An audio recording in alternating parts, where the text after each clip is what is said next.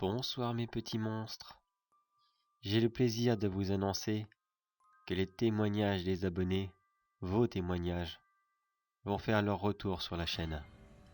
Mais avec quelques petites différences. Les deux précédentes vidéos parlaient de 3 témoignages à la fois. Cette fois-ci, nous n'en parlerons que d'un seul, afin de pouvoir essayer de donner une petite opinion. Ces vidéos reprendront très bientôt, mais pour cela, j'ai d'abord besoin que vous m'envoyiez vos témoignages. Comme d'habitude, les liens sont dans la description de la vidéo. Vous pouvez, via Facebook, directement ma page, sur Twitter ou sur Discord, où je vous y invite à m'y rajouter. Pour l'instant, je n'y ai pas de serveur, mais vous pouvez quand même passer pour me dire bonjour. Mais je vous rassure, je ne vais pas vous laisser comme ça, avec une simple petite vidéo d'1 minute. Pour vous remettre dans le bain, laissez-moi vous raconter l'un de mes propres témoignages.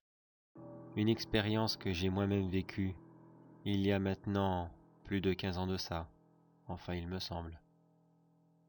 Cela s'est passé il y a 15 ans comme je vous le disais précédemment.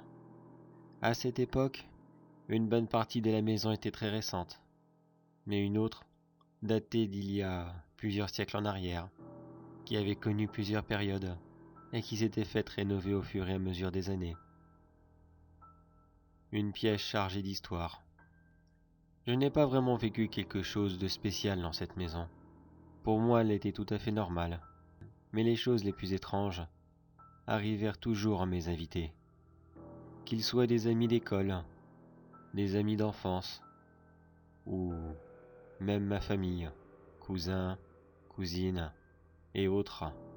Systématiquement, quand ils restaient pour dormir le soir, ils racontaient toujours la même chose. Ils étaient là, à dormir tranquillement, quand quelque chose de bizarre les avait réveillés. Dans un premier temps, cela était indescriptible, comme un bruit. Quand ils regardèrent en direction du couloir, ils voyaient tous la même chose. Une rangée de silhouettes noires avançant en ligne droite, droit devant eux, comme des soldats au garde-vous, ou des gens en file indienne, avançant vite et à pas sûr dans une direction. Les premières fois que l'on m'avait raconté ces histoires, je n'y avais bien sûr pas cru. Mais cela était quand même bizarre que tant de gens qui ne se connaissaient pas entre eux me racontaient toujours la même chose. Au bout d'un moment, j'ai commencé à avoir d'énormes doutes. Ça, et le fait qu'il y avait 2 wagons d'un ancien train qui étaient au fond de notre terrain. La gare la plus proche devait se situer à une bonne 50aine de kilomètres. Comment avait-il atterri ici? Nous ne l'avions jamais su. Nous n'avions la maison que depuis 3 ans, et personne n'avait donné d'explication par rapport à ces wagons. Tout ce que je savais, c'est que je n'avais pas le droit d'y aller. Mon père me l'avait toujours formellement interdit. Mais après plusieurs longues années de recherche, il réussit à trouver un ferrailleur qui était d'accord de nous les débarrasser. 2-3 jours avant le départ des wagons, j'ai profité de l'absence de mes parents pour y faire une urbex improvisée. Je me suis dit, si je n'y vais pas maintenant, jamais je ne pourrai les voir de l'intérieur. Quand j'y suis entré, ils étaient exactement comme je les avais imaginés. Grands, vides et complètement pourris. Il y régnait une très forte odeur de décomposition et de renfermé, et un sentiment de mal à l'aise des plus oppressants.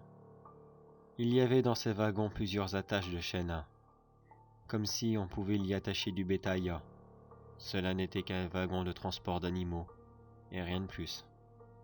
Mais c'est en m'apprêtant à partir que j'ai découvert une ancienne plaque en fer cachée entre 2 vieilles planches pourries, et quand je la ramassèrent, j'ai vu une croix gammée inscrit dessus. Je ne sais pas exactement ce que ce wagon servait, et je ne le saurai certainement jamais, comme toute personne qui habitait à plusieurs centaines de kilomètres autour. Mais je peux vous garantir que si quelque chose avait été transporté dedans, ce n'avait sûrement pas été pour de l'alimentaire. Et voilà mes petits monstres. Maintenant, c'est à vous de jouer.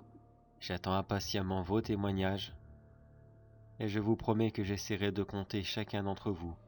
Sur ce, Gros bisous à tous, et surtout n'oubliez pas, faites le ménage de votre armoire de temps en temps, on ne sait jamais. Vous y trouverez peut-être le squelette de l'amant de votre conjoint, qui s'était caché là un petit peu trop longtemps.